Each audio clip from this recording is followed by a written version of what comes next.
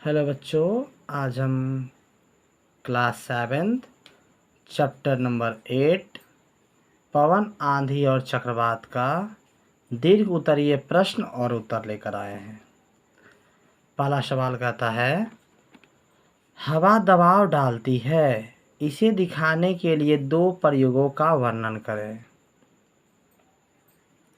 देखिए, इसका आंसर लिखेंगे।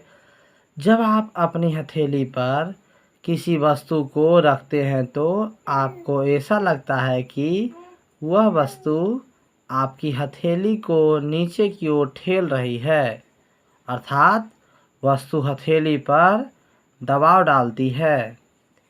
इसी प्रकार पृथ्वी के चारों ओर फैली हुई हवा भी पृथ्वी तथा इसके आसपास रखी वस्तुओं पर दबाव डालती है। इसे देखिए, प्रयोग देना है।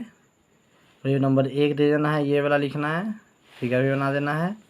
और प्रयोग नंबर 2 ये भी लिखना है। और उसके बाद फिर यहाँ तक इस पर लिखना है, ऊपर से यहाँ तक।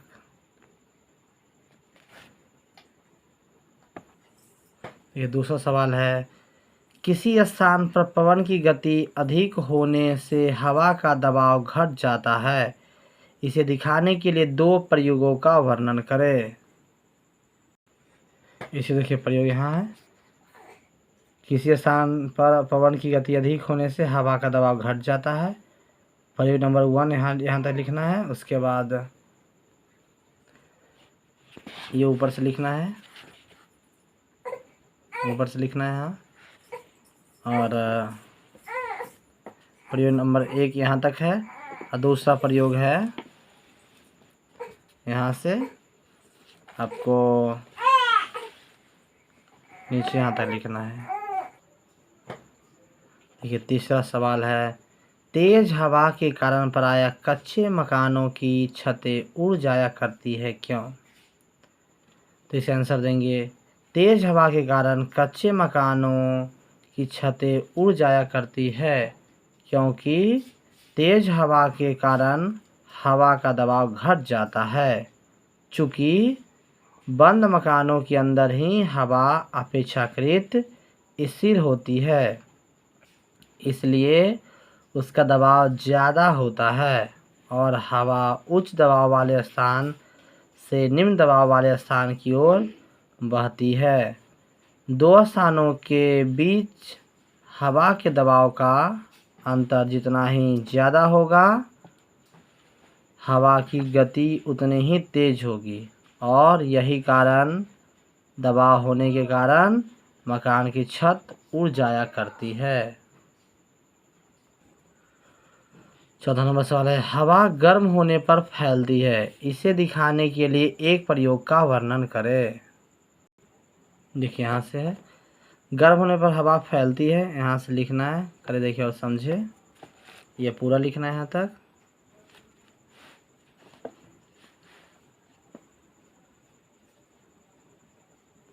उसके बाद फिर यहाँ से लिखना है यहाँ तक। उसके बाद फिर यहाँ से यहाँ तक।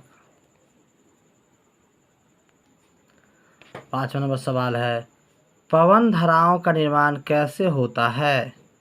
पृथ्वी के आसमान रूप से गर्म होने के कारण पवन धाराओं का निर्माण होता है। इनमें दो स्थिति बनती है। पहला है भूमध्य रेखीय क्षेत्रों और ध्रुवीय क्षेत्रों का असमान रूप से गर्म होना। देखिए, इसमें क्या आता है, सूर्य की किरणें जब पृथ्वी पर पड़ती है तो इसकी सतह और इसके आसपास की वायु गर्म हो जाती है। ध्रुवीय क्षेत्रों की तुलना में भूमध्य रेखीय क्षेत्रों में और विकिरण की तीव्रता काफ़ी अधिक होती है।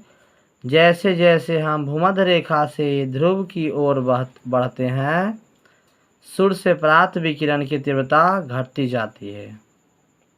अतः भूमध्य रेखीय क्षेत्रों में पृथ्वी के सतह के निकट की वायु शीघ्र गर्म हो जाती है और हल्की होकर वह ऊपर की ओर उठती है और उसके स्थान को भरने के लिए विषुवत रेखा के दोनों ओर के 0 से 30 डिग्री अक्षांश क्षेत्र की अपेक्षाकृत ठंडी हवाएं उत्तर तथा दक्षिण दिशाओं से विषुवत रेखा की ओर बहने लगती है। बी नंबर है धरती और समुद्र का असमान रूप से गर्म होना। इसमें गर्मी के दिनों में भूमध्य रेखीय क्षेत्र जल्द ही गर्म हो जाता है और ज़्यादा समय तक इसका ताप समुद्र के पानी के ताप से ज़्यादा रहता है। गर्म होने के कारण भूमध्य रेखीय क्षेत्र की हवा गर्म होकर ऊपर उठती है और उस स्थान को भरने के लिए समुद्र के ऊपर की ठंडी हवा बहने लगती है। 6 नंबर सवाल है गर्जन के साथ भारी वर्षा की स्थिति कैसे बनती है। तो आंसर देंगे पृथ्वी की सतह के आसपास की हवा गर्म होकर ऊपर की ओर उठती है जिससे वहाँ कम दबाव वाला क्षेत्र बन जाता है। जैसे जैसे यह गर्म हवा ऊपर की ओर उठती है यह क्रमशः ठंडी और भारी होती जाती है। इस हवा के कॉलम के ऊपर हवा का दबाव अधिक और नीचे हवा का दबाव कम होता है। फलस्वरूप यह हवा पुनः नीचे की ओर आने लगती है। यदि इस हवा में जलवाष्प की पर्याप्त मात्रा रहती है तो जलवाष्प संघनित होने लगता है। फलस्वरूप भारी वर्षा के साथ बादल की गर्जन सुनाई पड़ती है तथा बिजली की चमक दिखाई देती है। 7वां नंबर है गर्जन के साथ भारी वर्षा के समय अपने बचाव के लिए आप क्या करेंगे। तो इसे आंसर देंगे गर्जन के साथ भारी वर्षा की स्थिति बनने पर निम्नलिखित बातों का अवश्य ध्यान रखना चाहिए। पहला नंबर है किसी निर्जन स्थान पर किसी बड़े पेड़ के नीचे शरण नहीं लेनी चाहिए। जंगल में किसी छोटे पेड़ के नीचे शरण ली जा सकती है। जमीन पर नहीं लेटना चाहिए। दूसरा है पानी में नहीं रहना चाहिए। तीसरा नंबर है ऐसी छतरी का उपयोग नहीं करना चाहिए जिसकी मूठ धातु की बनी हो। चौथा नंबर है खुली खिड़की के पास नहीं रहना चाहिए। 5वां नंबर है धातु की बनी चीज़ों के समीप नहीं रहना चाहिए। 6ठा नंबर है यदि संभव हो तो घर के अंदर सारे दरवाज़ों और खिड़कियों को बंद करके रखना चाहिए। 7वां नंबर है शीशे की खिड़कियों और दरवाज़ों के ऊपर पर्दे डाल देने चाहिए ताकि शीशों के टूटने की स्थिति में शीशे के टुकड़े कमरे में न बिखर जाए।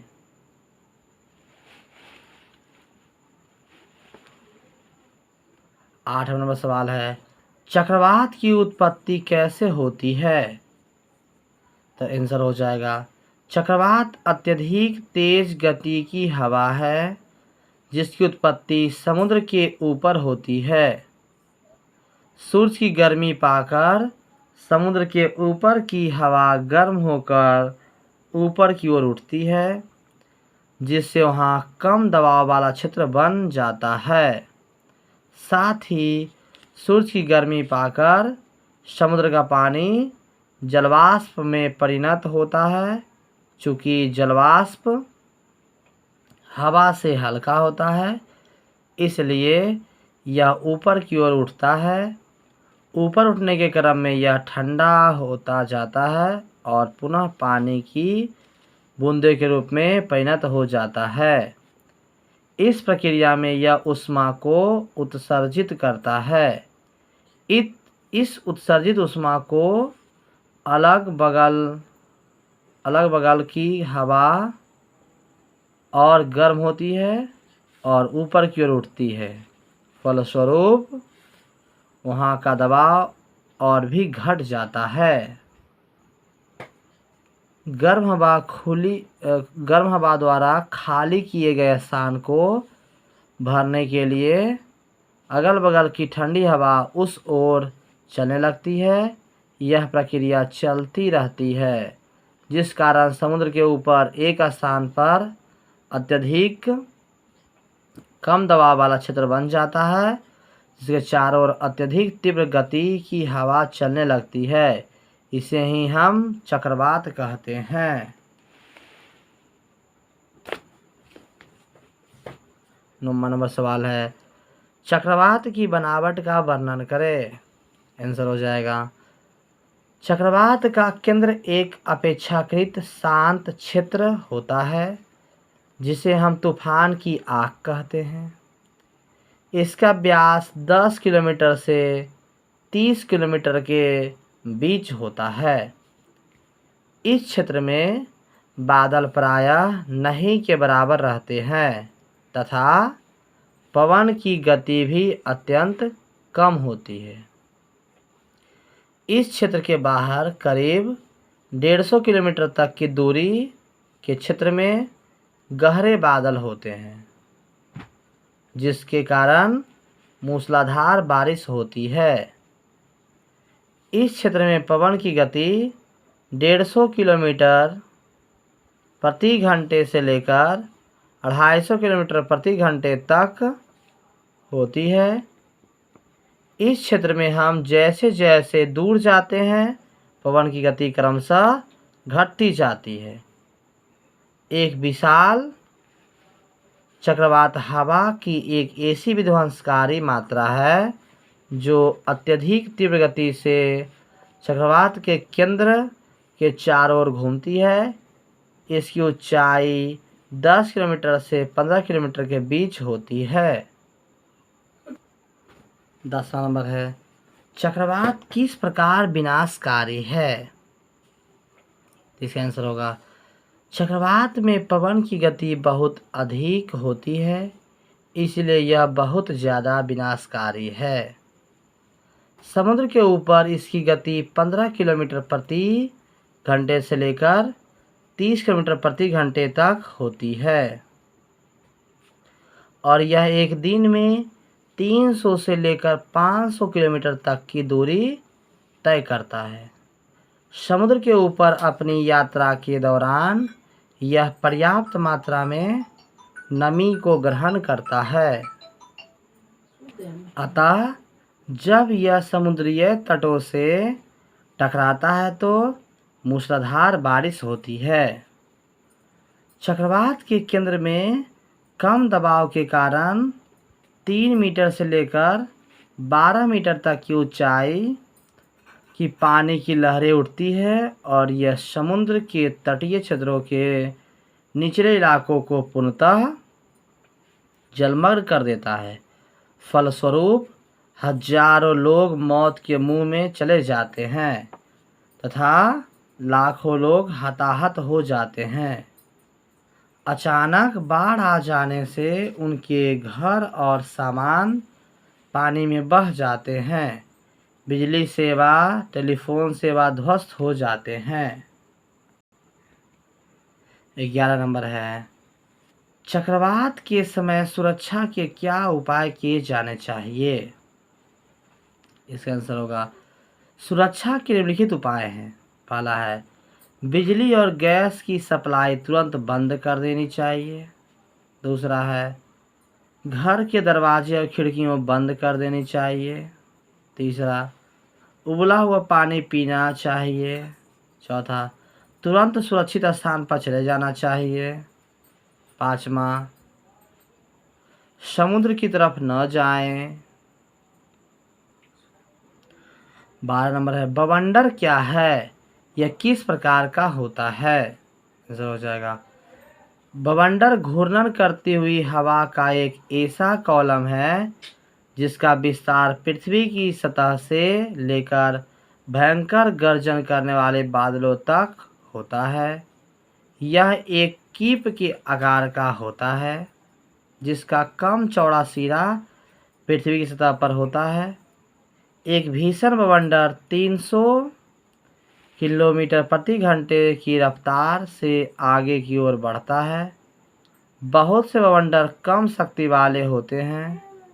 बवंडर कभी कभी एक चक्रवात के भीतर भी बनता है।